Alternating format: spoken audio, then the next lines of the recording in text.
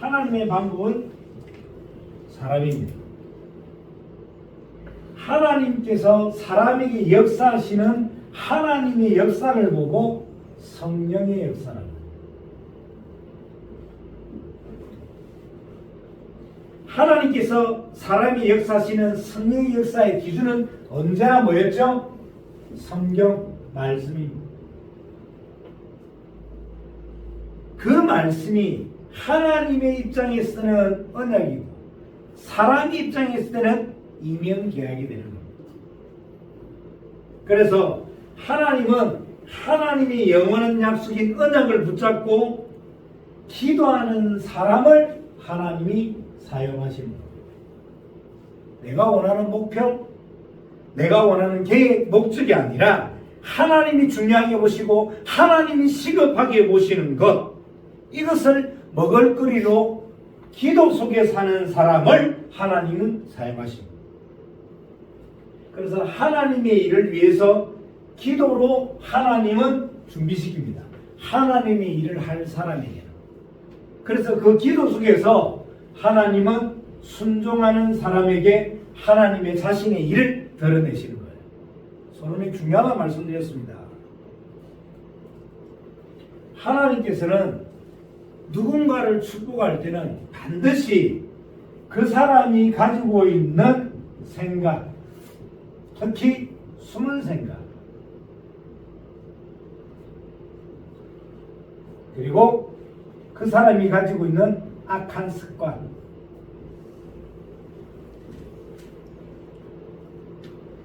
담배를 계속 피는 것은 악한 습관이에요.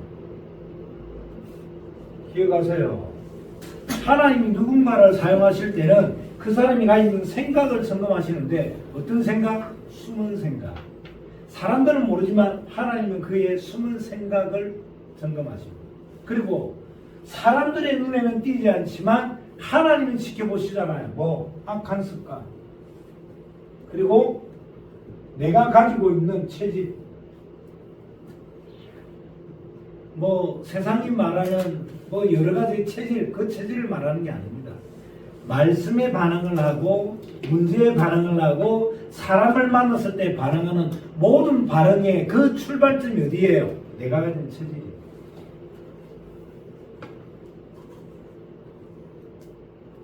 그래서 하나님은 그가 가지고 있는 생각, 습관, 체질, 이 가운데에서 복음과 상관없는 것, 이 가운데서 언약과 상관없는 것, 이 가운데서 하나님의 구원 사역과 상관없는 것,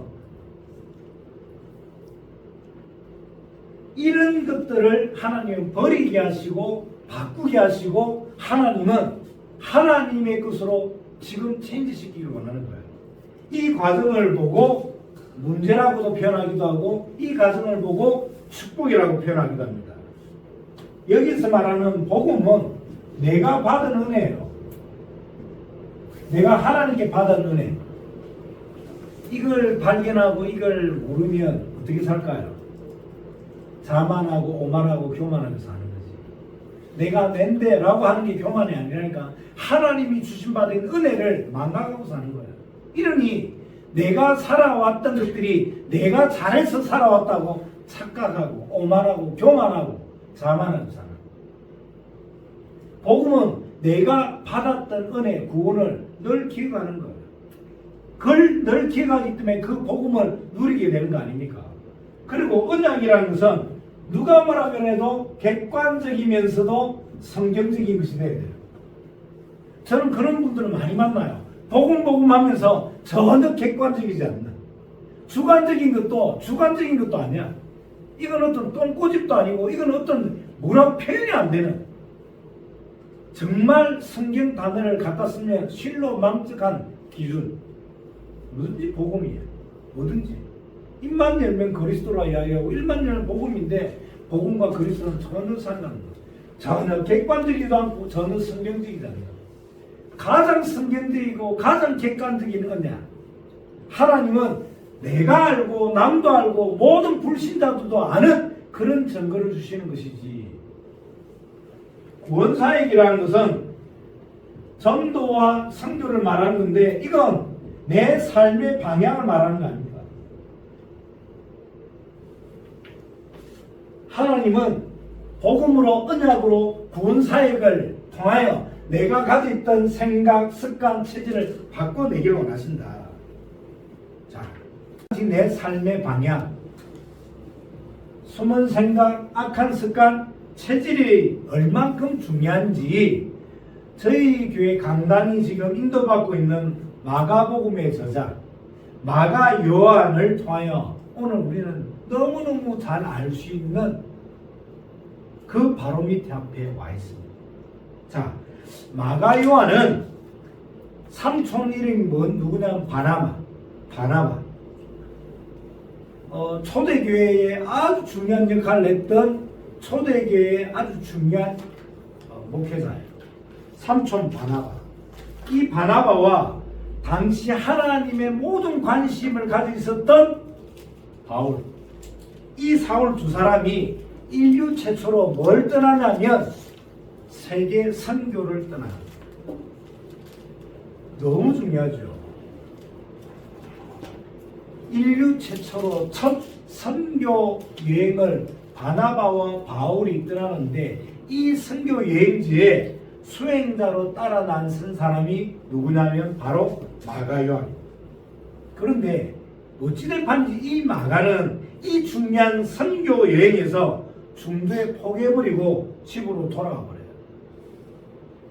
성경은 왜 마가 요한이 집으로 돌아왔는지에 대해서는 정확하게 밝히지는 않지만 우리가 앞뒤를 살펴봤을 때 충분히 유추해 볼 수 있는 게 두 가지인데 첫 번째는 왜 돌아왔냐면 마가 요한은 부잣집 도련님이라.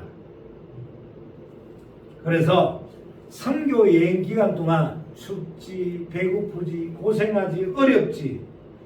하지만 하나님의 지상 명령이 전도와 선교에 대해서 답도 없고 준비도 없었으니 돌아올 수밖에 없는 거죠. 두 번째는 고생을 모르고 자라다 보니까 영적인 부분, 영적인 어떤 사명, 영적인 존재에 대한 역사 이런 것들에 대한 영적인 감각이 거의 없는 거예요. 그러니 생명을 걸 만큼 중요한 신앙의 성숙도가 미흡했다는 결론이 나오는 거죠. 이후에 시간이 흐른 이후에 사도행전 15장에 보니까 바나바와 바울이 제2차 세계 선교 여행을 준비합니다. 두 번째 선교 여행을 준비하는데 이때 마가 요한의 일로 바울과 바나바가 크게 다퉈요. 사도행전에서 나타난 마가 요한의 모습은 어떤 모습이냐면 겉으로 드러난 모습은 어떤 모습이냐면 부잣집 도련님이에요. 그런데 그의 숨겨진 모습은 겉모습은 부잣집 도련님으로 화려하고 대단하고 굉장한지 몰라도 전도와 선교에 관해서는 트러블 메이커라. 피스메이커의 역할이 아니라 트러블 메이커예요. 여러분들 그런 사람들 보잖아요. 세상 사람 좋아. 세상 사람 참 칭찬해. 그런데 유독 하나님의 일에 대해서는 꼭 브레이크가 걸리는 사람이 있어요. 왜 그럴까요? 사람은 좋을지 모르지만 하나님의 나라의 일에 대해서는 별 상관이 없는 인생이에요.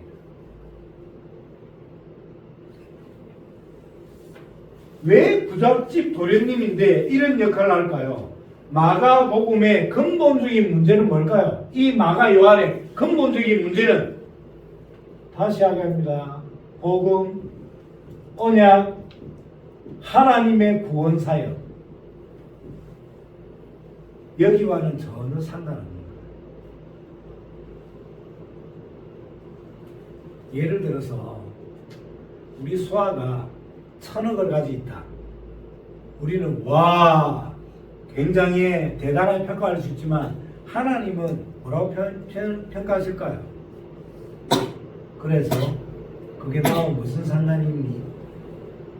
내가 1,000원을 가지는데 그 1,000원을 가지고 하나님과 상관된 복음과 언약과 구원사에게 그 천은이 쓰임을 받고 그 천은이 관계가 있다면 하나님 기뻐하시는 거예요. 그래서 성경에 있어서 하나님이 가장 기쁘게 받았던 헌금은 어떤 헌금? 과거의 두렙도. 두렙은 뭐예요? 우리나라 환율로 따지면 3원이 안 돼.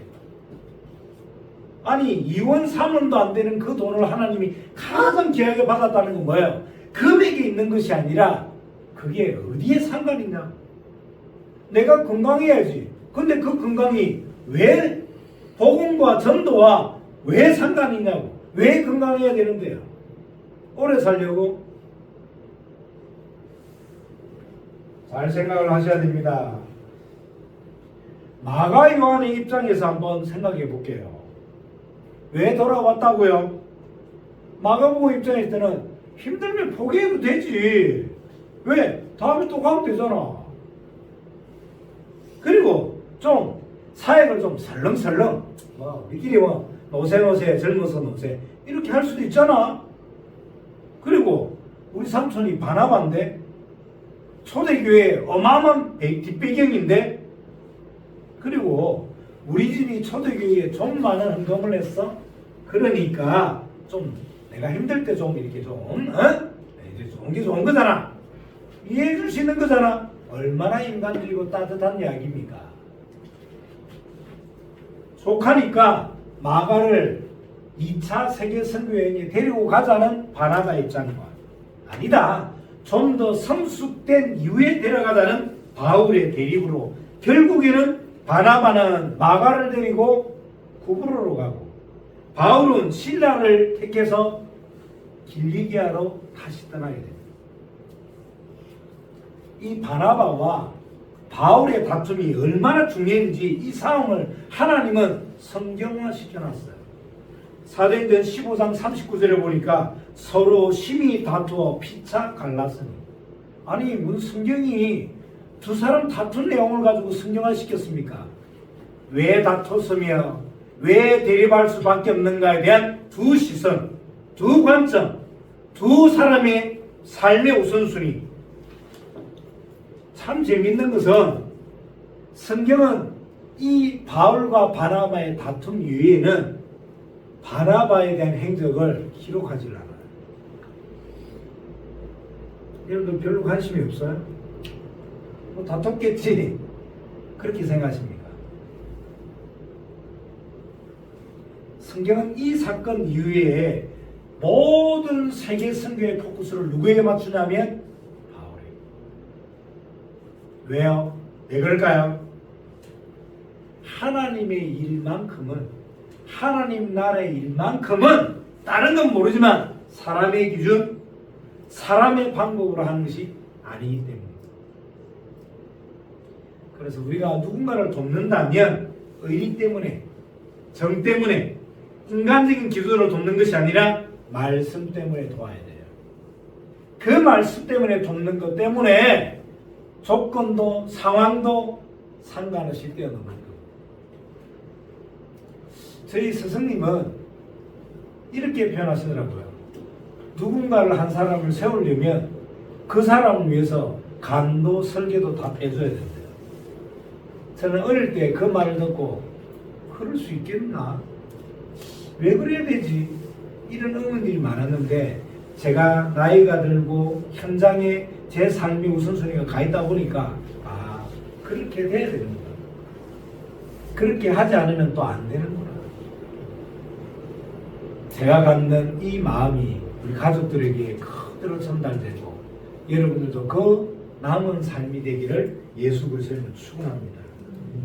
하나님의 나라의 일에 있어서는 하나님의 나라의 일에 없어서는 안 될 사람이 있고 또 하나님의 나라의 일에 있으나 마나한 사람이 있고 또 반대로 하나님의 나라의 일에는 있으면 안 될 사람이 있어요.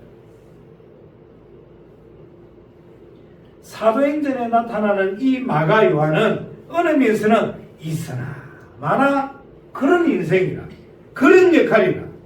그런데 이 마가 요한이 베드로후서, 디모데후서 또 골로새서에 보니까 이 마가 요한이 어떻게 등장하냐면 완전 딴 사람으로 등장해요. 세상에 사도행전에 등장했던 이 트러블 메이커가 어떻게 골로새서에나 어떻게 베드로후서에나 어떻게 이렇게 디모데후서에서 이런 딴 사람으로 변할 수 있지? 어떻게 이렇게 증거되지? 네, 마가를 뭐라고 불러야 앞에 수식어가? 내 아들. 베드로가 마가 요한이래 뭐라고요? 내 아들이라고. 영적인 아들이라고 불러. 이런 트러블 메이커였던 사람. 디모데후서 4장 11절. 누가만 나와 함께 있으리라. 내가 올 때 마가를 데리고 오라. 그가 나의 일에 유익하리라. 예. 자, 디모데후서는 바울이 네로 황제 시절에 로마 감옥에 두 번째로 잡혀 들어가서 그 로마 감옥에서 썼던 편지가 디모데후서예요. 누구에게 보냈냐면 자신의 영적인 아들이 디모데에게 보냈던 편지예요. 그 편지에 마가 요한에 대해서 무엇이라고 이야기를 하냐면 내게 유익한 사람이다. 즉 전도와 선교, 언약과 복음에 꼭 필요한 사람이라고 지금 소개하고 있는 거예요. 한때는 같이 갈 수 없던 사람이었어요. 순교를 앞두고 바울은 지금 자기 인생 말년에 누구를 콜해서 부르는 거예요. 디모데를 통해서. 마가 요한.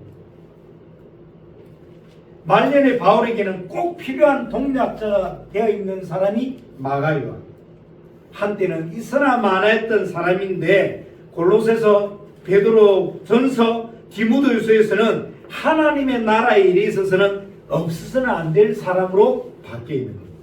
자, 그러면 어떻게 그럴 수 있느냐는 거예요. 그 이유 두 가지. 첫 번째는 실패자에서 어떻게 하나님 나라의 일에 꼭 필요한 사람은 거듭남는가는 첫 번째는 마가는 도망친 사역자잖아요. 다르게 이야기하면 실패한 인생이에요. 오늘 잘 새겨 들으셔야 됩니다. 마가 요한의 사역의 출발은 누가 뭐라 그래도 실패한 시작이었습니다. 그런데 그것은 사람의 입장이에요. 하나님의 입장에 있을 때는 마가 요한은 사람의 눈에 볼 때는 실패한 인생이고 실패한 위치일지 모르지만 하나님의 눈에 볼 때는 누구보다도 하나님의 은혜가 필요한 사람이에요.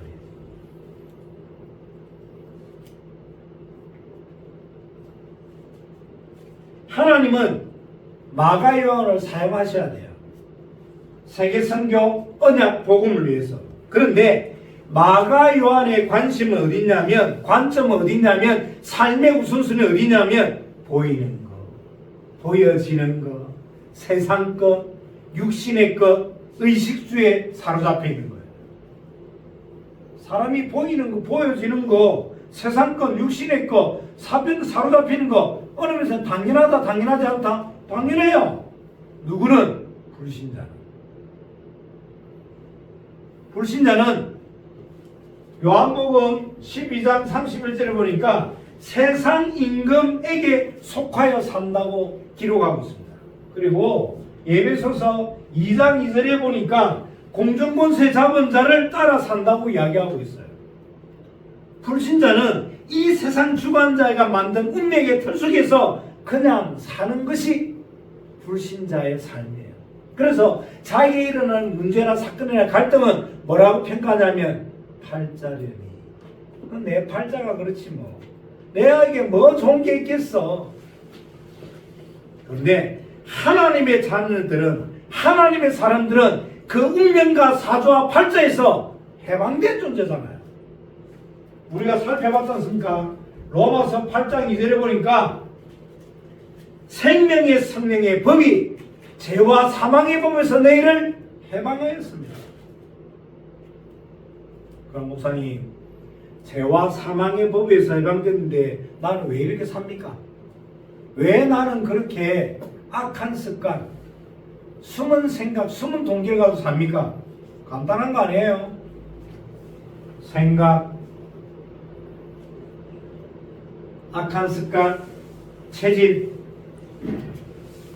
영적인 신분은 하나님의 자녀인데 내 삶의 우선순위 방향이 여전히 여기고,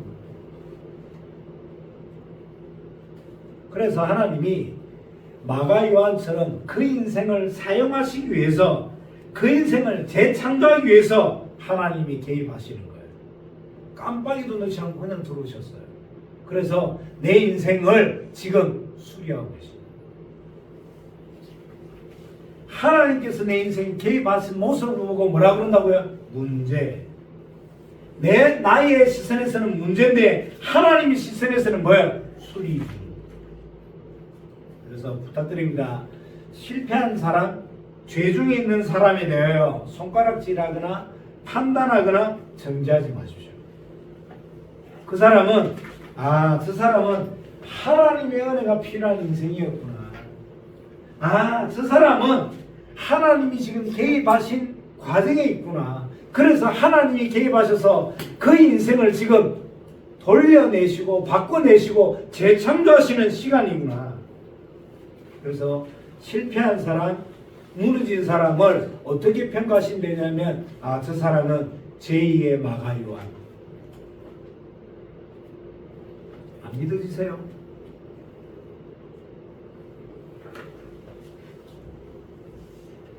마가 요한이 트러블 메이커에서 꼭 세계 선교에 필요했던 사람으로 바뀌었던 두 번째 이유는 뭐냐면, 마가 요한 옆에는 언제나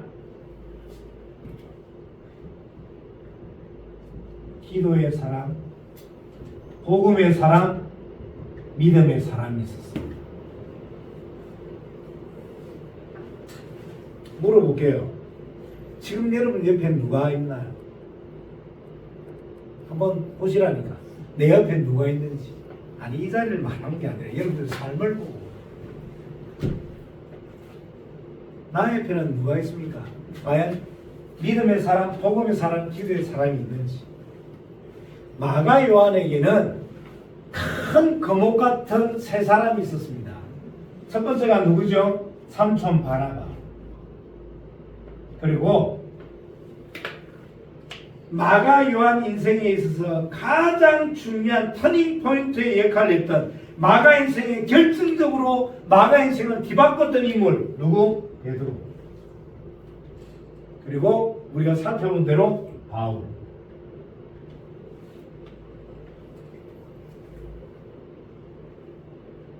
삼촌 바나바는 삼촌이라는 것 때문에 바나바를 끝까지 마가 요한을 끝까지 도운 것이 아닙니다. 바나바가 기도의 사람이고 전도의 사람이기 때문에 실패한 마가를 끊어낼 수 있었던 겁니다. 그리고 왜 베드로가 이 마가 요한의 인생에 중요한 터닝 포인트 역할을 했을까라고 생각했을 때 무릎을 탁 치는 것들이 있더라고요. 어떤 것일까요? 잘 기억을 하셔야 됩니다. 베드로 역시 예수를 3번이나 부인했던 실패한 사람이라. 베드로는 실패한 이후의 은혜를 누구보다도 잘 알았던 사람이다. 기억해야 됩니다. 실패자는 실패자를 통해서 회복이 됩니다. 마가는 복음의 핵심이 머리가 아니라 경험을 통하여 증거된다는 것을 깨달았다 이 말이에요. 복음은 입술에 있지 않습니다. 내 심장과 내 삶에 있습니다. 자, 마가 요한이 다시금 주일에 쓰임받았던 이유 두 가지 하나님의 은혜, 그리고 마가 요한의 옆에는 참 축복의 사람들이 있었어요. 이런 측면에서 마가 복음의 저자 이 마가 요한은 그의 복음서에서 제일 먼저 누구를 소환해내냐면 바로 세례 요한을 소환해요. 자, 우리 본론으로 가봅시다. 마가 복음 1장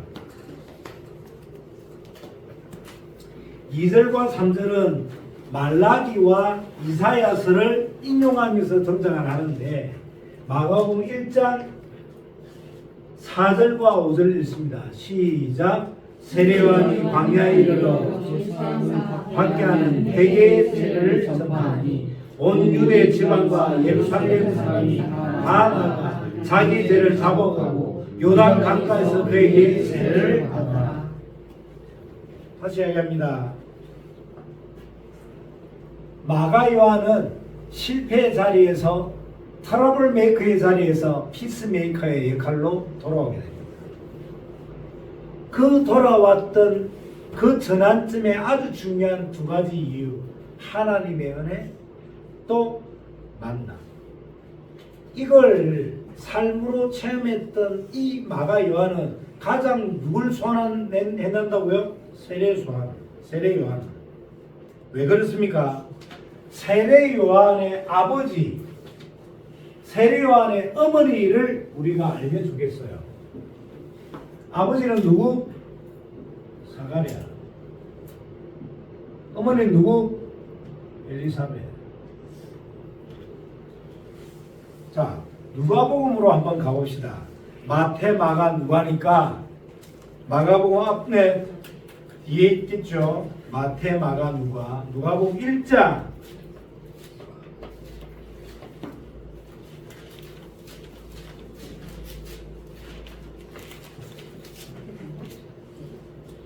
마태, 마가 다음에 누가지요. 누가복음 1장 5절을 읽습니다. 시작. 유대와 헤롯 때에 아비야 야만에 제사장한 사람이 있었으니 이름은 사가랴요 그의 아내는 아론의 자손이 이름은 엘리사벳이라. 아버지가 제사장이에요. 출애굽 시대 이후에 아론의 후손들만 제사장을 하도록 하나님이 명하셨어요. 이 제사장들이 시간이 지나면서 숫자가 많아졌어요. 그래서 다윗 시대에 제도를 하나 만들어요. 어떤 제도를 만드냐면 제사장들을 반으로 나눕니다. 1반, 2반, 3반, 4반 하듯이 반으로. 그래서 몇 반이 되면 24개 반이 돼요. 오늘 세례요한의 아버지 사가라는 몇 반이냐면 8번째 반. 8번째 반 이름이 아비야 계열. 이렇게 소개가 되는 거예요. 아비야 계열의 그 반에 제사장으로 일을 하고 있는 제사장 사가랴. 대단하죠. 어머니는 누구냐면 금방 우리 읽었던 대로 아론의 자손이라고 기록되어 있어요. 아론이 누구냐면 모세의 형 이름이 아론이에요. 그리고 이스라엘의 최초의 제사장이 아론이에요. 그래서 아론의 직계 후손들만 대제사장이 되고 아론의 여러 후손들, 그 후손들은 제사장이 되는 거예요. 대단하죠. 그리고 하나님이 따로 떼내었던 지파, 레위 지파는 대제사장, 제사장들과 함께 성막 중심으로 해서 제사 제도를 섬기는 지파로 승인되는. 자, 다시 본론으로 와서 누가복음에 등장하는 이 세례요한의 아버지 사가랴와 엘리사벳을 쭉 읽어보면 뭐라고 평가되냐면 이렇게 평가됩니다. 아이가 없었더라. 제사장이고 초대 제사장 가문의 딸인데 그들에게는 뭐가 없었더라? 아이가 없었더라. 당시 이스라엘에 아이가 없다는 말은 뭘 말하냐면 두 가지로 의미됐고 두 가지로 해석이 됐어요. 첫 번째는 저 인생은 하나님께 버림받은 인생입니다. 또 하나님께 저주를 받은 인생이구나 라고 평가됐어요. 그래서 여자가 아이를 못 낳는다는 것은 아예 그냥 짓눌림바 되는 인생이에요. 한번 우리가 그 시대로 돌아가 봅시다. 제사장이고 이스라엘 민족의 지도자였던 그 계층인 제사장인데 거기다가 아론의 후손이 엘리사벳인데 두 사람에게는 뭐가 없다? 아이고, 얼마나 많은 사람들이 얼마나 사람들이 수군거렸겠어요. 야, 저기 아이가 없대. 겉모습은 제사장이고 겉모습은 아론의 후손인데 아이가 없다. 이것은 보통 심각한 문제가 아니에요. 여러분들 읽어보시면 알겠지만 아버지 샤가라가 아비야 반열의 제사장으로서 그 추첨을 통해서 그 성막에서 제사하는 일에 당첨이 돼서 봉사하는 그때에 누가 나타나요? 천사가 나타나요. 천사가 나타나는데 얼마나 웃긴지 아세요? 여러분들 읽어보시면 알겠지만 샤가라가 나타난 천사를 보고 너무너무 놀라고 두려워해요. 이 말은 제사장인데 영적인 체험, 영적인 내용, 영적인 비밀이 거의 전부 제사장입니다. 집사인데, 장로인데, 권사인데 복음이 머릿속에 있는 거예요. 복음이 내 심장과 내 삶의 우선순위가 안 되는 거예요. 이 복음이 발언받은 은혜가 내 생각과 습관과 체질을 이겨내지 못하는 그 상태로, 그런 존재로 복음이 머물러 있는 거예요. 이건 복음이 아니잖아요.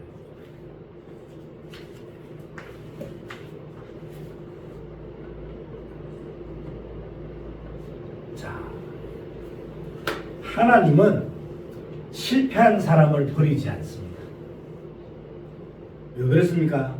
하나님의 나라 일의 기준은 완벽함, 즉 퍼펙트의 개념이 아니라 언제나 우선순위가 말씀의 성취이기 때문입니다. 그래서 내가 어떤 상황과 어떤 환경에 있더라도 나의 생각이, 나의 심장이, 나의 삶의 우선순위가 하나님의 언약에 있으면 됩니다. 그러면 그 장소가 어디든 하나님이 응답을 시작하십니다. 사랑하는 가족 여러분, 복음은 성공담이 아니에요. 복음은 은혜의 이야기입니다. 복음은 하나님께서 나를 사용하신 하나님과 나만의 히스토리에 대한 간증입니다. 그러면 나만의 하나님, 나의 하나님이 있어야 될 거 아니에요. 어디에서? 문제에서. 어디에서? 갈등에서. 그 갈등과 문제가 나를 만나는 사람에게는 힘이 되는 거 아닙니까? 자, 이런 흐름을 가지고 오늘 마지막으로 예비되고 준비된 사람이 등장하는데 그 사람 이름이 세례 요한이에요. 이 세례 요한의 등장을 사전에는 이렇게 이야기합니다.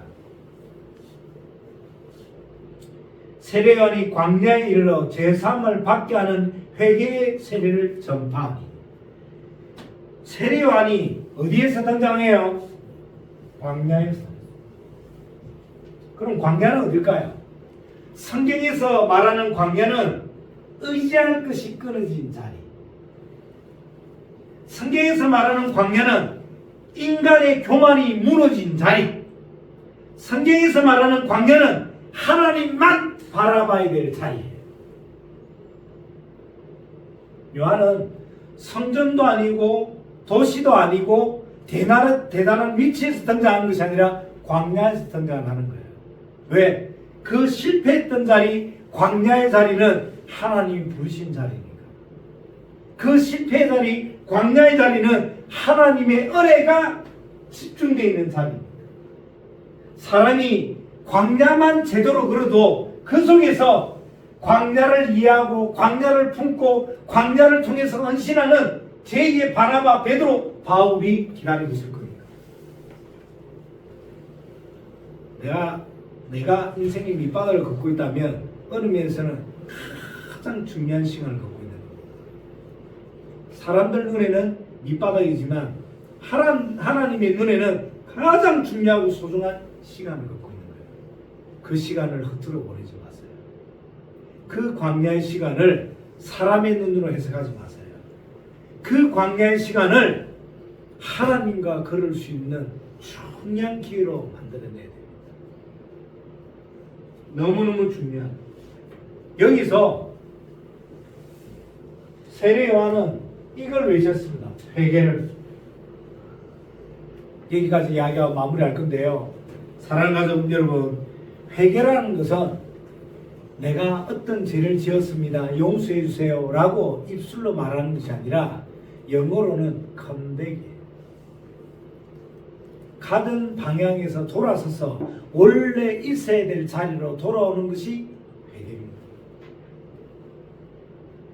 그래서 회개는 결론적으로 이야기하면 내 삶의 주인을 바꾸는 것이 회개입니다.